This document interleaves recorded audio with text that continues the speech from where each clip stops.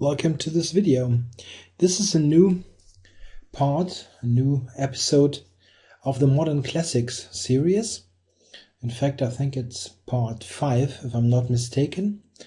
And today we'll go back in time to 1996 and we'll have a look at a game between Garry Kasparov playing white and Vladimir Kramnik playing black.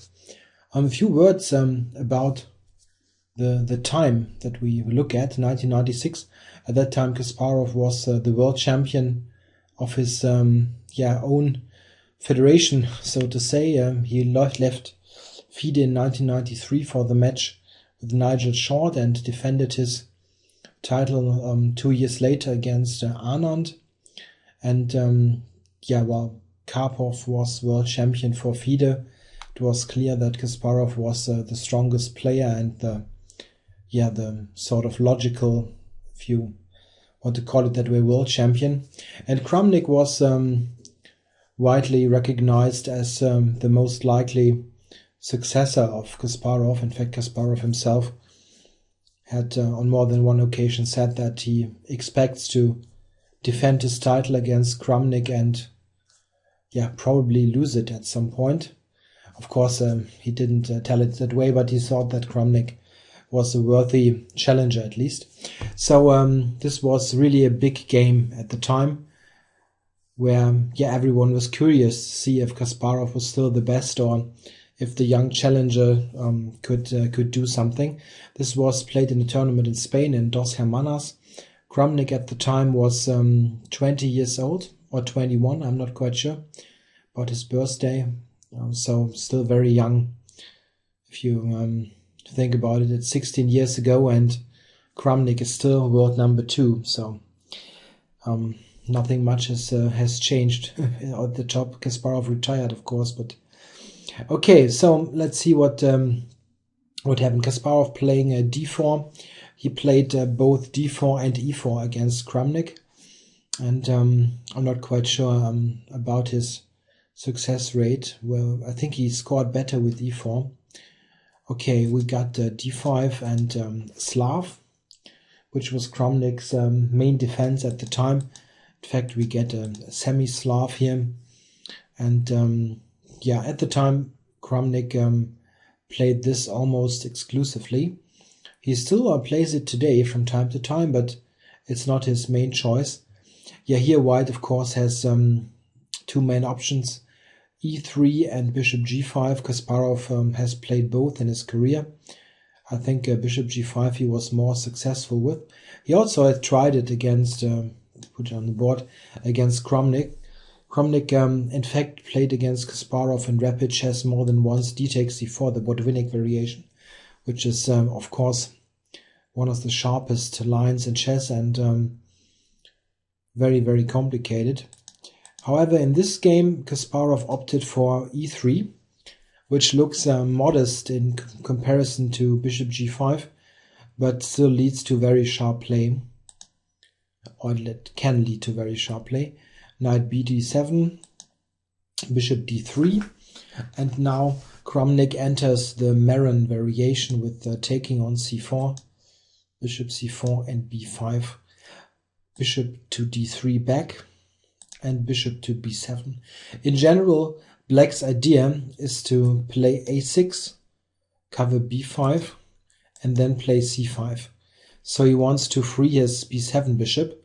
In fact, instead of bishop b7, there's also the somewhat older move a6, directly preparing c5.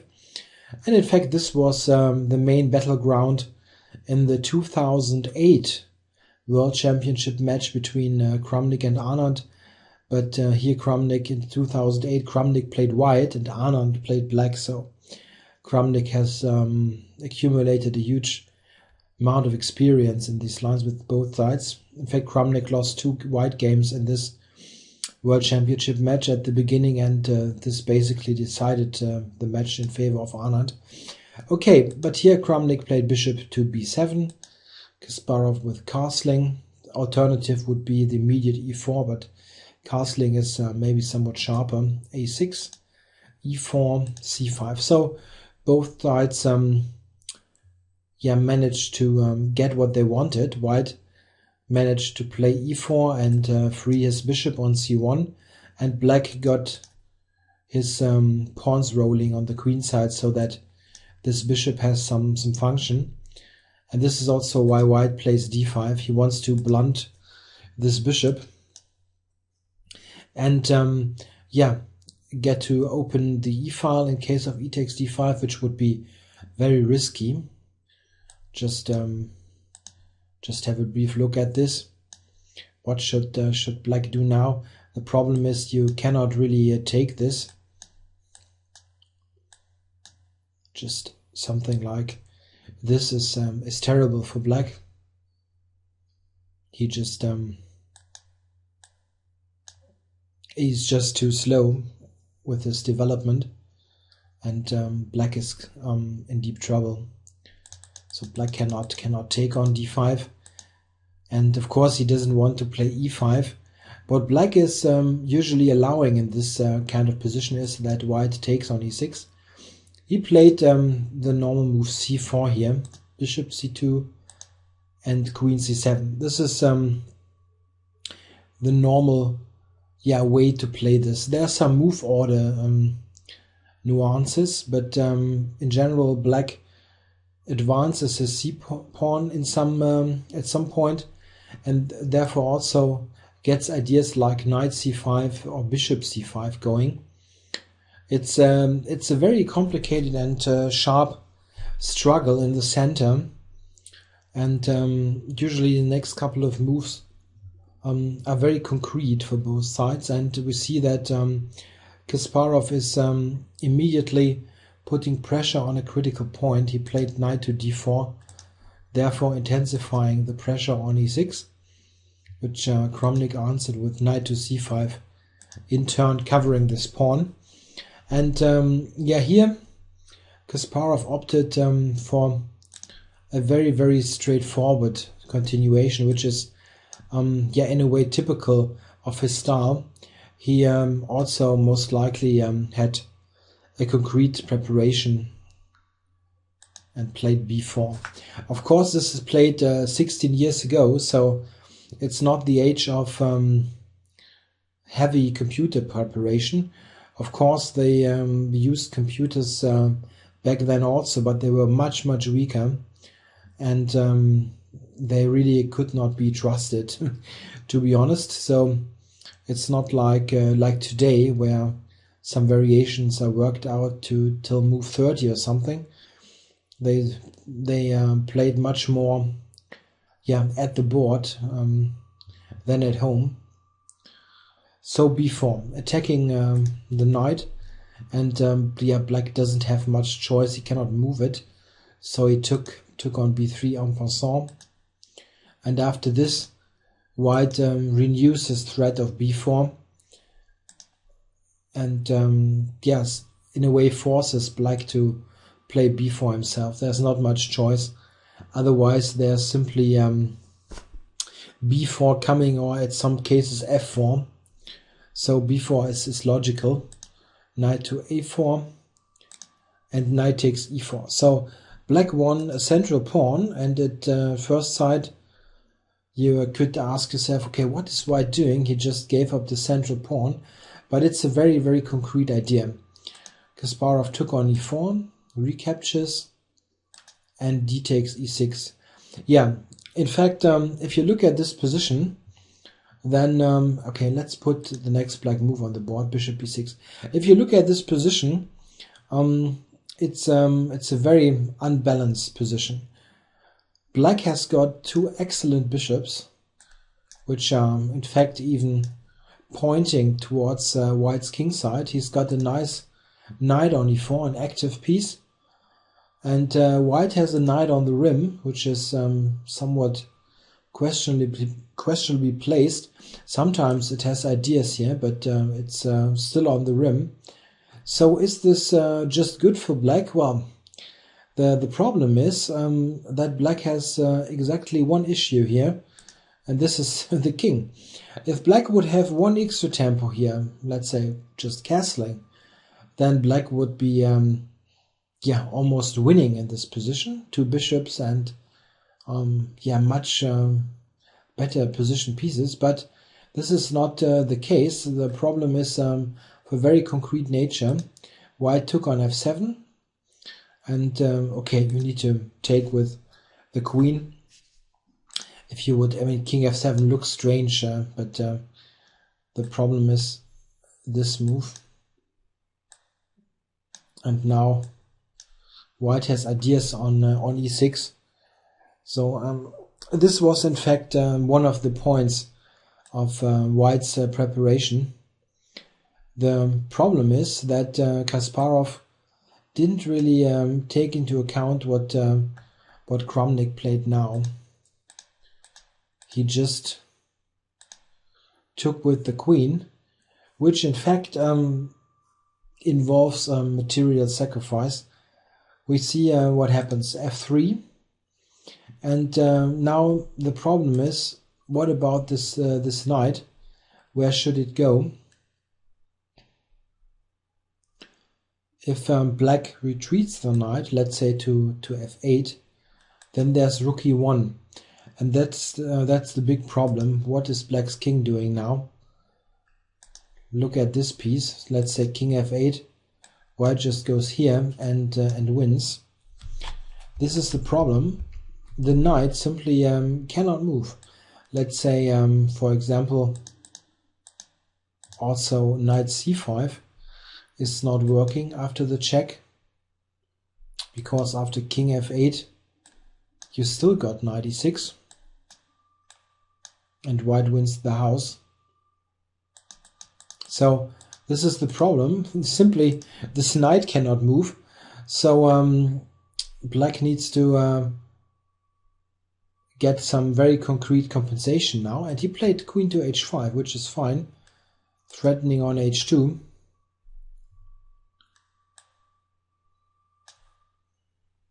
Yeah, what now? Kasparov played g3, which is the best move. You could also think of f takes e4, but have a look at this. Queen takes here, king here, and castles. And yeah, I don't think this is a position where you need much calculation. Let's say king here, queen here, and this is simply impossible to survive. Black will get simply a winning attack. Just too much on the king. Here, and so on. So g3 is the only move. And probably okay also for white, but of course you need to look at specific variations now. In this position, in fact, Kramnik probably didn't play the best move, but you need to be aware that he had to solve this over the board. He didn't follow his preparation or something.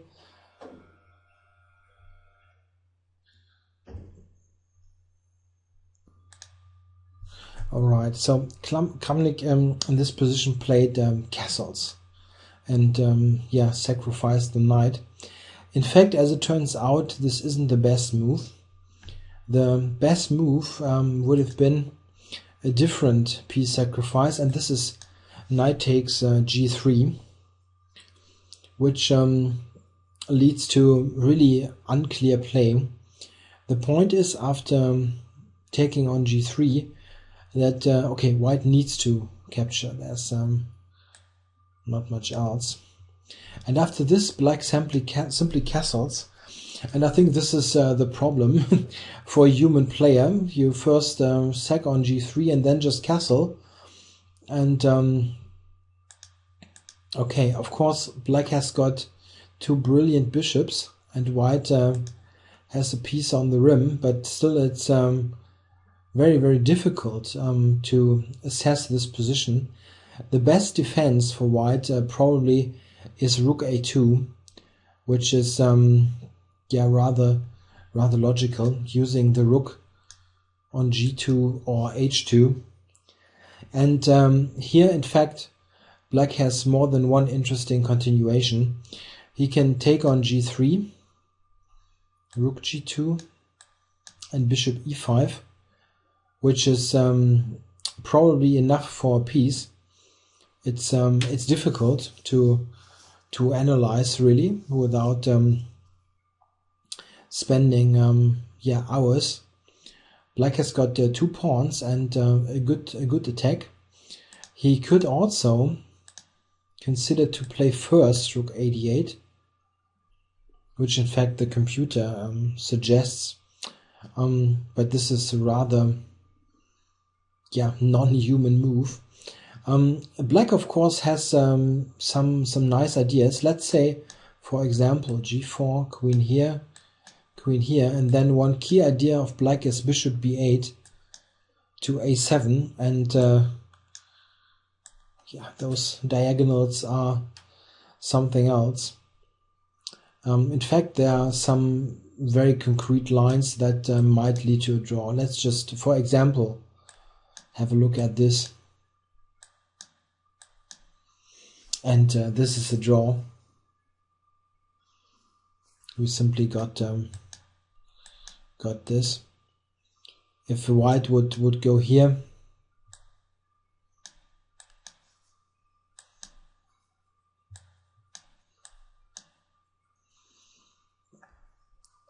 he is not able to defend this. And also this idea is in the position, so there's simply no move. Queen here, got this little sidestep, and white is mated. Black's attack simply is very strong. Okay, back to this critical position. As shown, knight takes g3 is probably best here, leading to unclear play. Maybe it's a draw with some perpetual. It's possible with white's open king. But Kramnik played castles, which is, as we will see, not as good, but it's very hard to assess, of course. Here Kasparov doesn't have a choice. He needs to grab this piece, and he did. And now queen h3. This is Kramnik's idea. The bishops are still raging, and it is very tricky to play. But in fact, here Kasparov missed his chance to probably get a substantial advantage. But this was only possible with one move, which he didn't find. He played knight to f3, and instead could have gone queen to e2, and this is much stronger. The queen protects the pawn, and there are ideas like queen g2 coming. In fact, here it's difficult to recommend something for black. A main problem is that the maybe intended move bishop e4 is answered by bishop to f4, and this simply stops the biggest threats on g3. Something like this.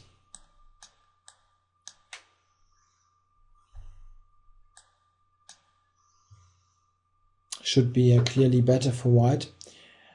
There are still some slight practical chances because white's king is open, but all in all this should be a big advantage for white. After queen e2, there are of course many moves that black can try. One key point is that this move, which is also quite obvious, is answered by knight f5, and this is very important. Here, in fact, I think black has no moves at all really. He can retreat the bishop, and after this just bishop b2, and this is just not enough. This knight is a good piece, offering some counterplay and shielding in a way white's king, something like this. simply is not enough. For example, if you go rook a to e8 with these kind of ideas, there's knight d6, and yeah, white is just a piece up basically for one pawn, and it's simply not enough. Queen e2 was the big chance that Kasparov missed in this game. In fact, if he had one weakness as a player, or maybe he had two, he tended to get nervous when the other player got a concrete kingside attack. Of course, this didn't happen so often because he was just such a great player that it rarely happened that people got a kingside attack against him.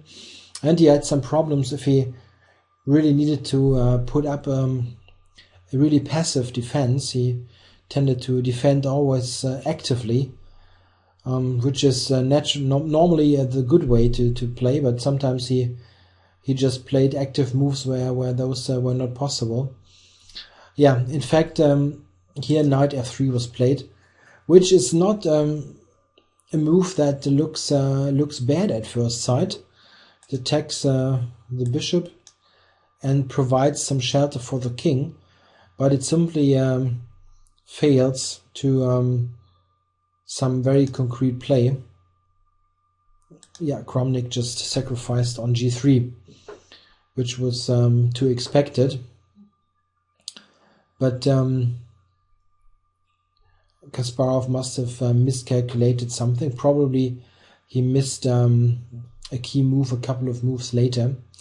He played knight to c5, and in fact this loses the game.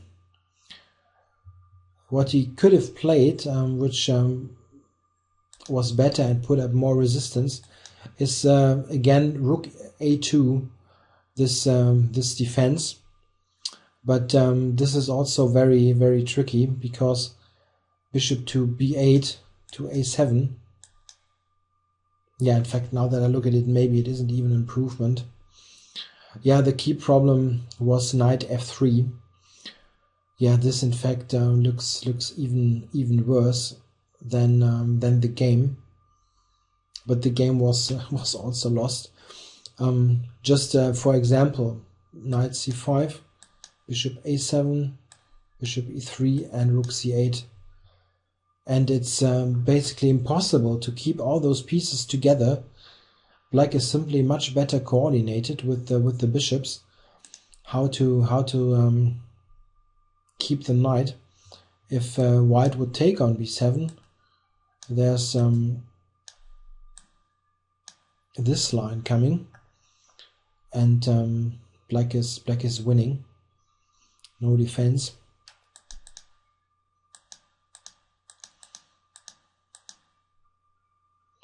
So probably knight f3 already was the big problem, and this position is more or less not defensible anymore. I don't know. Maybe queen e2. Still queen e2. It was better one move before, but still it could be an idea. If black tries the same, then maybe knight c5, bishop a7, bishop here is somewhat better in comparison. White also has this check possibly. Yeah, this seems somewhat better. So maybe black shouldn't try to go to a7, but cover c5. I don't know. I'm just putting some moves on the board, and maybe here. Yeah, this still looks like a super strong attack. Yeah, in fact, I prepared somewhat for this video, but queen e2 was just a move that just came to my mind. Don't have it in my notes. Yeah, it still seems like a very, very dangerous attack. However, what's clear is that Kasparov's move knight c5 leads to a lost position. In fact, Kramnik here could or not, he could is the wrong word, he played it. He had the chance to sack another exchange, and he did.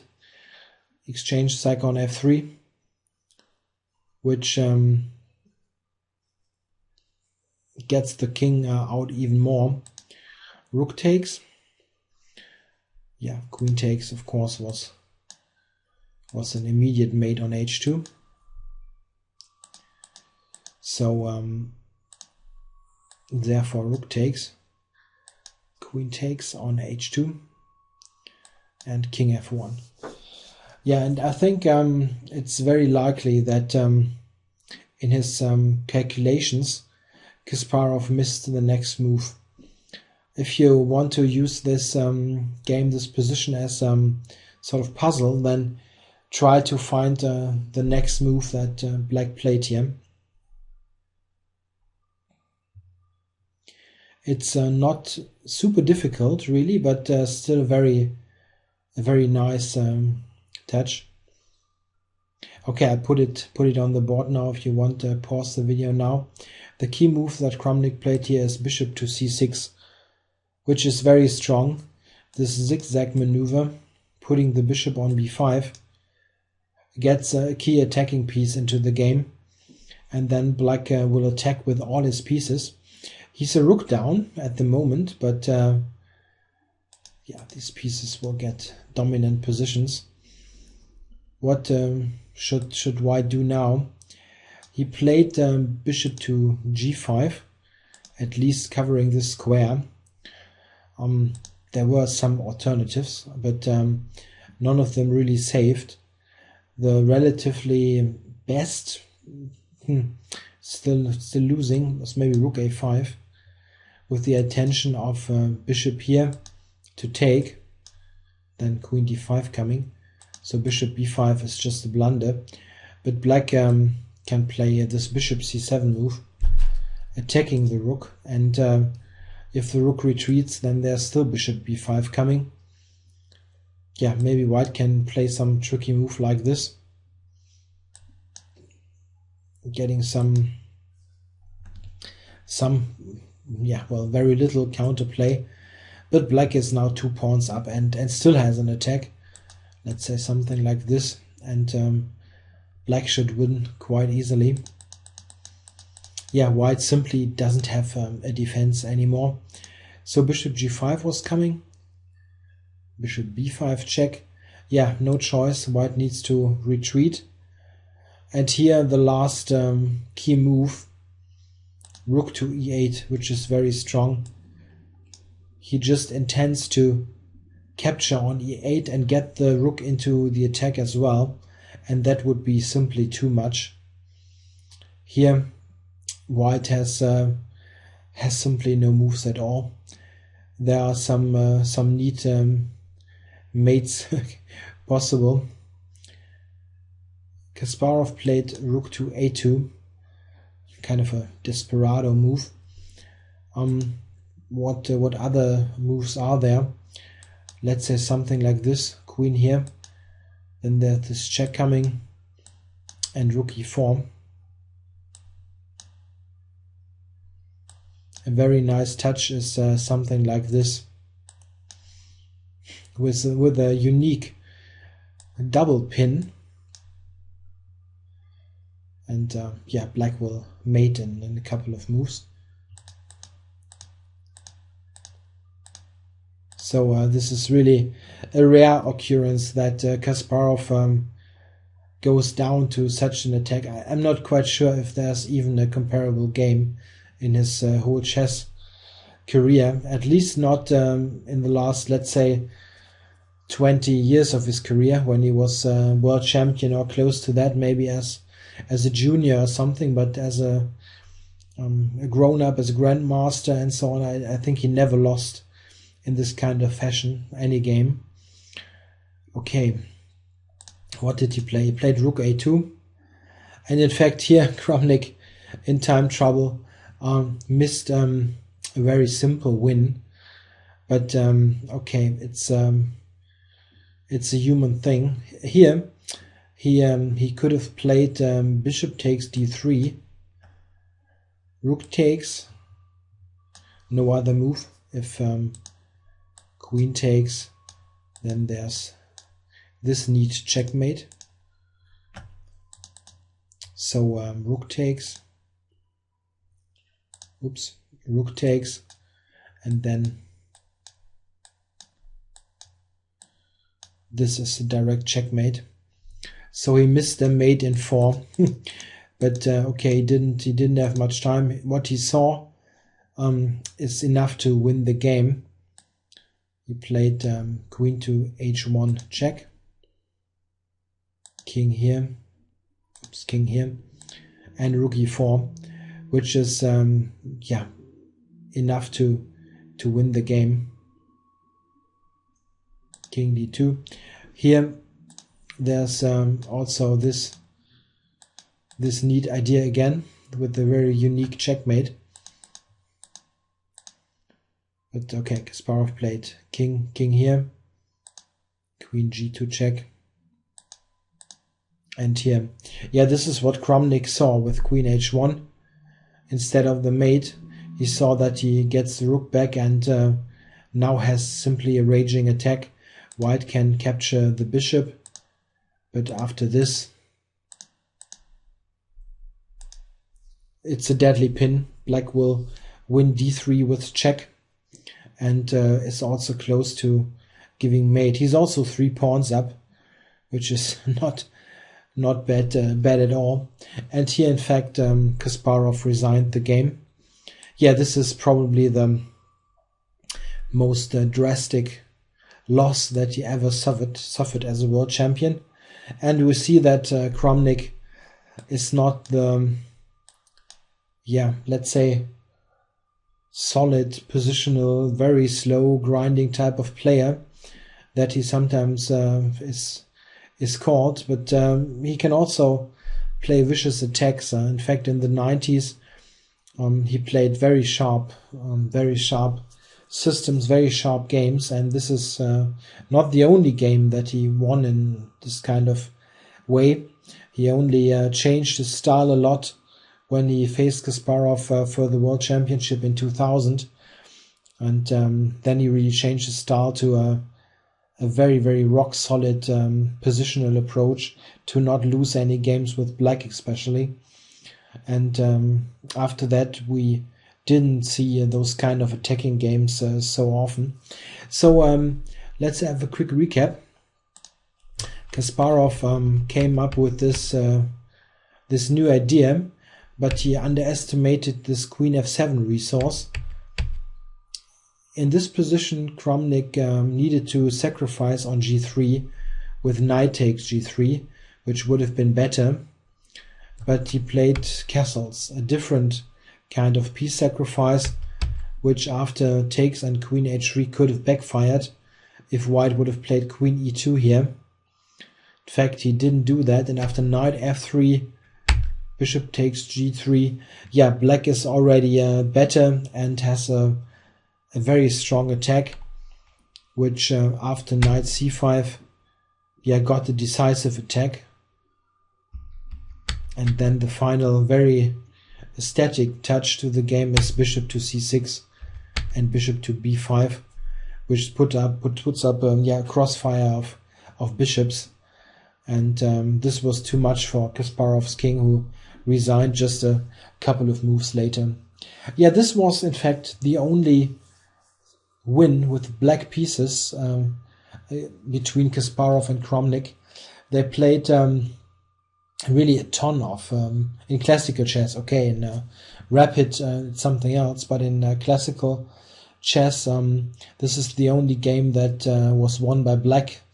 It was only white wins, and Kramnik kept a positive score against Kasparov, by the way. And I think he's maybe there's some weird statistics for one player or something, but I think Kramnik is the only player to have a positive score against Kasparov. Maybe there are some people who had some results in their youth, like one game and they won it or something, but if there's a substantial amount of games, Kramnik is the only one to have a positive score against Kasparov. All right, I hope you enjoyed this game. I think this was one of the most spectacular games of the 90s, especially considering the players involved, as Kasparov really never lost in such a fashion. Yeah, I hope you enjoyed it. I'll be back with a new episode of the series soon.